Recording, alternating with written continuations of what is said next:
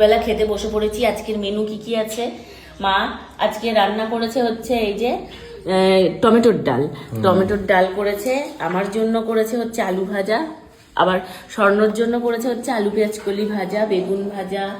এটা মানে বাবার জন্য, স্বর্ণর জন্য, সবার জন্যই করেছে, বাট আমারটা স্পেশাল, আমারটা শুধু আলু ভাজা। আর এটা হচ্ছে মোচার তরকারি, একদম ইয়ে করে, মানে এটা কি এই যে কি ডালের বড়া দিয়েছো? কলাইয়ের ডাল ভেজে। ও কলাইয়ের ডাল ভেজে দিয়েছে। আবার ছোলাও দেয় অনেকে, ছোলাও দিয়েছো? ছোলা আর মা দেয়নি।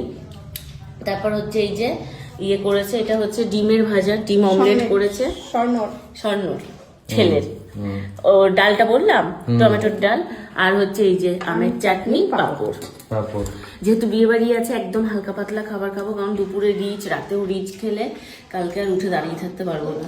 তো সেই জন্য চলো, আর মাকে আমাদের সাথে বসিয়ে দিয়েছি, বলেছি তুমি আমাদের সাথেই খেতে বসো, না হলে সবাই কমেন্ট করতে থাকে যে তুমি কেন বাড়ির বউ হয়ে আগে খাও, শাশুড়ি তোমাকে খেতে দেয়, হ্যাঁ তোমার কোনো শিক্ষা নেই, হ্যাঁ তুমি কিছু জানো না। বউ কি বউ নাকি? বাড়ির বউ তো মেয়ে, সেটা তারা জানে না। তার মা নেই, তাদের মাকে জিজ্ঞেস করতে বলবে। মা বাড়ির বউ কি বউ?